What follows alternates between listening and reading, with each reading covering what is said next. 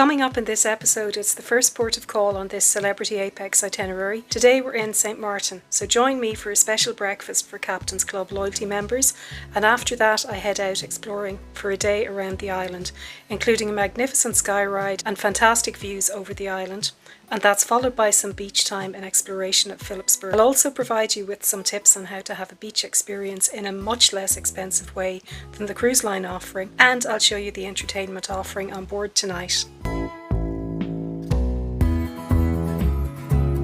It's day 4 on this 7-day Caribbean itinerary and we've arrived in St Maarten. For breakfast this morning I sampled a special offering for Elite and Elite Plus guests. So a light breakfast is available daily in the Grand Bistro on board the Celebrity Apex. As I mentioned in the previous episode, although this is my first time on Celebrity, I status matched from Royal Caribbean, so that means that I have the benefits of the Elite Plus level. Now while the menu is quite limited, it's nonetheless very good and it's a lovely tranquil environment in comparison to going to the buffet. One thing to note, and I've seen online that the ultimate platter is for 2 to share. Now I asked about this when ordering and I can confirm that as a solo traveller there was no problem getting a single portion. One other practical point is that as part of the turn down service last night, my stateroom attendant left a beach towel for use for the day, so no need to go hunting around the pool deck to source one when you're on Celebrity. My shore excursion had a pretty leisurely start time with a meet-up in the theatre at 10:15 a.m. and then heading out into the cruise port parking area to board our waiting transport.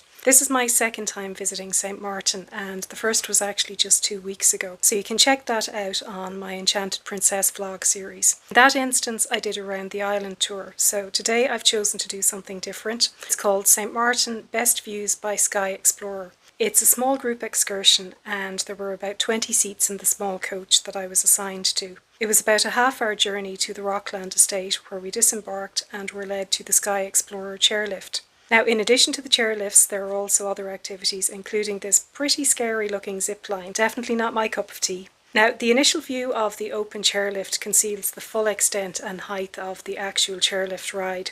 It takes about 30 minutes, so if you don't like heights you should be aware that there are sections where it feels almost vertical. From the top there are wonderful views over a wide area of the island.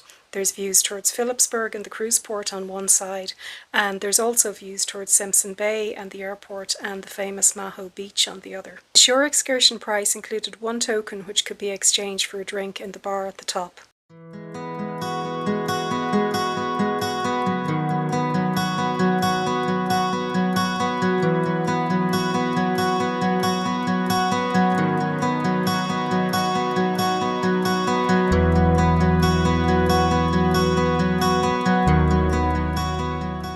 Now, a few practical things if you're thinking about doing a shore excursion like this. It is an open chairlift, so you do need to make sure that all your belongings are secure. And also, each chairlift can accommodate up to 4 people. Now, the people running the loading process at the base required a minimum of 2 people per chair. And as I was on this shore excursion by myself, that meant pairing up with somebody else.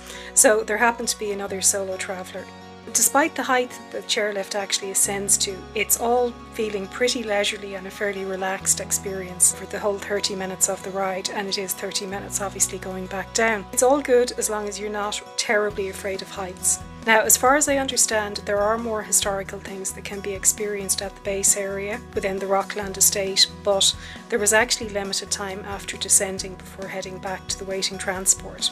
I had booked this knowing that it was a half-day excursion. I had plans for further exploration myself in the afternoon. I booked the shore excursion through the cruise line in advance and I paid a total of €96. Now that's about $102 or £80 UK sterling. Having done some online research, I know that it is possible to source the actual chairlift experience and the visit to Rockland Estate cheaper doing it online, but transport wasn't included in the ones that I came across.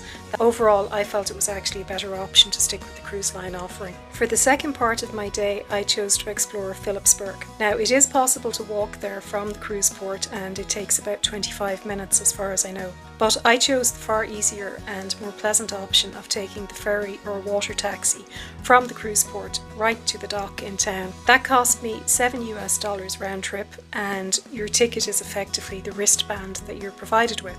On disembarking at the main dock, you're actually immediately at the beach. Now, there's a wide range of beach chairs and umbrellas that are available for rent. There are also several bars and restaurants along the waterfront, and then just one street back from that has the main retail offering, which mostly seem to consist of souvenir stores and a huge amount of jewellery stores. Let's just say Diamond International has pretty stiff competition on this island. Now, I found that the beach to the left of the dock as you exited was actually much less crowded and a far nicer experience if you want to have a beach afternoon. And I was intrigued at the fact that as I boarded the water taxi at the cruise port, I realised that there was actually a shore excursion boarding at the same time, and they were all en route to what was billed, I think it was called the Great Beach Break, and essentially that meant that they were walked from the ship, they were using the same public transport as everybody else on the water taxi, and they were then provided with a sun lounger and umbrella on the beach in Phillipsburg. As far as I know, the price was significantly higher than the cost of independently going on the ferry and availing of some of the special offers that were available at the beach, which you can see there in some of the footage. Now, given that the ship is within eye line all the time that you're at the beach and that the ferry runs back and forth very, very frequently, I really don't think it's someplace that you would need the security blanket of having to do an organised shore excursion to have a beach break day.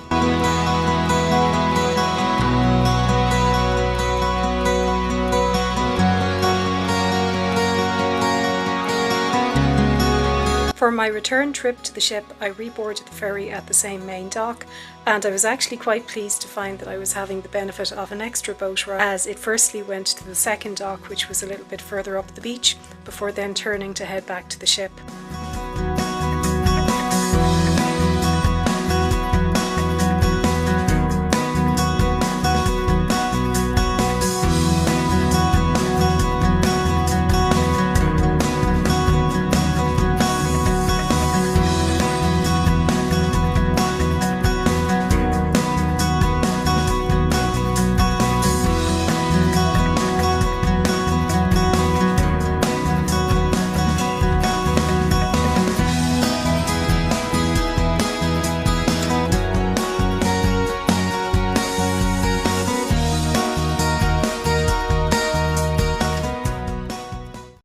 The crew on board the ferry were in really good spirits and entertained for the 5-minute journey back across the water.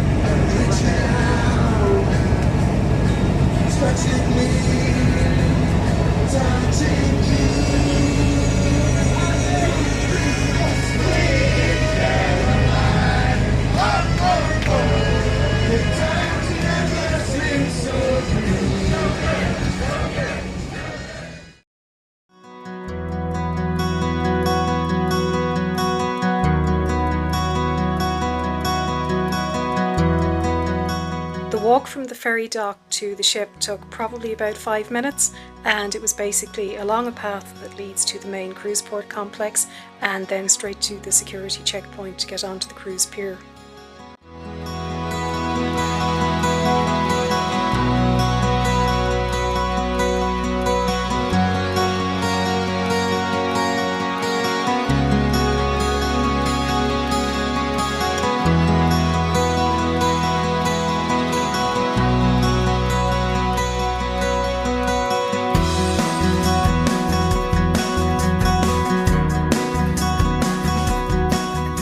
I returned to my stateroom where I had a really good view of Royal Caribbean's Icon of the Seas. This was actually my first time seeing this massive ship, and given that I really do love Royal Caribbean Oasis class ships, I couldn't help but think that perhaps I might prefer to be on the Icon. That was perhaps in part due to the fact that I really have not grown to like my infinite veranda stateroom, and I really miss having a true balcony. Because of that, I again chose to head up to the open top decks to watch sail away. As I did so, I passed the magic carpet, which was being set for evening dinner, which looks like a really lovely experience.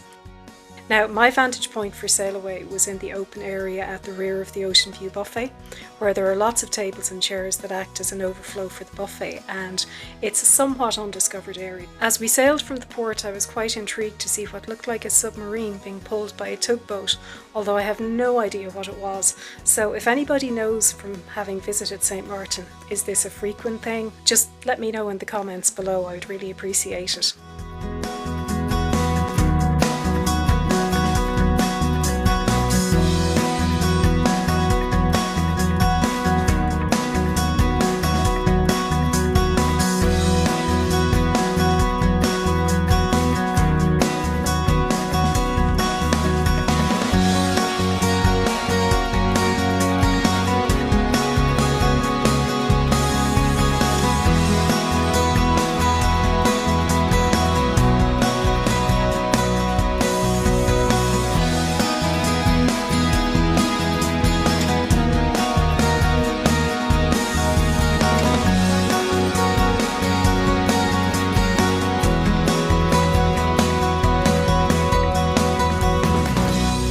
Later, I had dinner in the Cosmopolitan main dining room, and honestly, I forgot to take any photos or footage because I was so engrossed in watching absolutely appalling behaviour by what I can only describe as an over-entitled family. Now, I'm probably going to be a little bit controversial here when I say this, but I have seen instances on this cruise more than any other cruise line that I've been on. It basically consisted of parents and a grown son who behaved absolutely appallingly and berated their waiter and the restaurant supervisor because they simply didn't like the salads that they had ordered.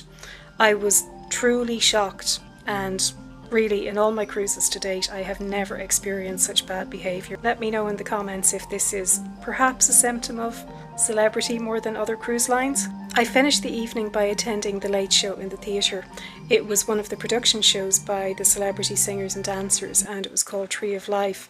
Now, with the 180-degree LED screens to the rear and the stage being in the round, there were some really good special effects.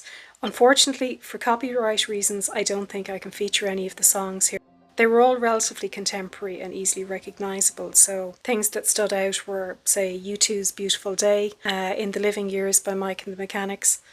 So basically it crafted a story of relationships going through the seasons. There was interpretive dance and some acrobatic performances were also incorporated. It was really enjoyable and I definitely would go and see it again. Tomorrow we're scheduled to visit San Juan in Puerto Rico, so stay tuned for that next episode. But for now, that's it for tonight, and as always, thank you so much for watching, and if you found this useful, please do consider hitting the like button. And if you'd like to stay up to date on the rest of this or on other future cruise travels, please consider subscribing to the channel. It really does mean a lot. Thank you so much, and bye for now.